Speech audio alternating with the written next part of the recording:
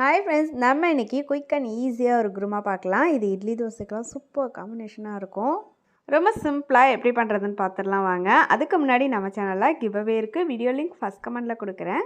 நம்மளோட giveaway every month இருக்கும். கண்டிப்பாக பார்ட்டிசிபேட் பண்ணுங்கள். வாங்க இப்போ வீடியோக்குள்ளே போகலாம். ஒரு கடாயில் கொஞ்சமாக எண்ணெய் சேர்த்துக்கோங்க. ஒரு 2 டேபிள் ஸ்பூன் போல்.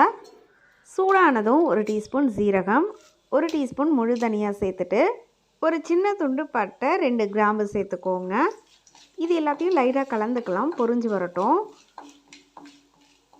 பொரிஞ்சதும் 2 மீடியம் சைஸ் வெங்காயம் கட் பண்ணி சேர்த்துட்டு லைட்டாக வதக்கிக்கலாம்.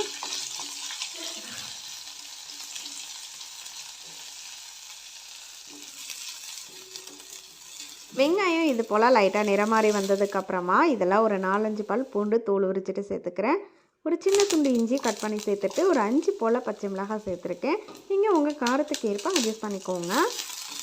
நான் இன்றைக்கி தக்காளி சேர்க்கலை. உங்களுக்கு லைட்டாக ஒரு புளிப்பு வேணும்னு நினச்சிங்கன்னா ஒரு குட்டி தக்காளி இந்த ஸ்டேஜில் கட் பண்ணி சேர்த்து வதக்கிக்கோங்க.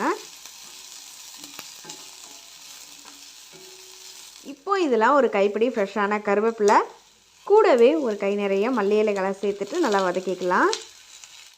கருவேப்பிலையும் மல்லி இலைகளும் நல்லா ஃப்ரெஷ்ஷாக இருக்கிற மாதிரி பார்த்து சேர்த்துக்கோங்க. டேஸ்ட் ரொம்ப சூப்பராக இருக்கும்.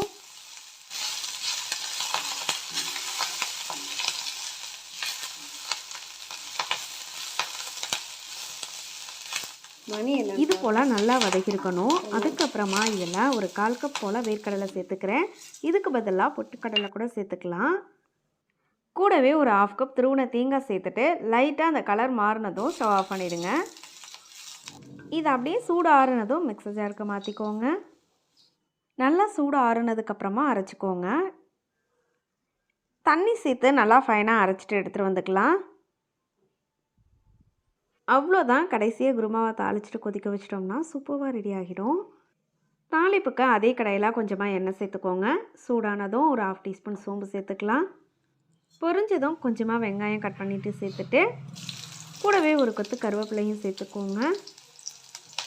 வெங்காயத்தை லைட்டாக வதக்கிக்கலாம்.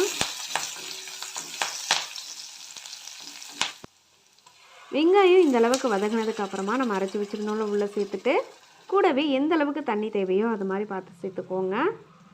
இப்போது குருமாவுக்கு உப்பு சேர்த்துட்டு ஒரு 5 நிமிஷத்துக்கு நல்லா கொதிக்க வச்சுக்கோங்க.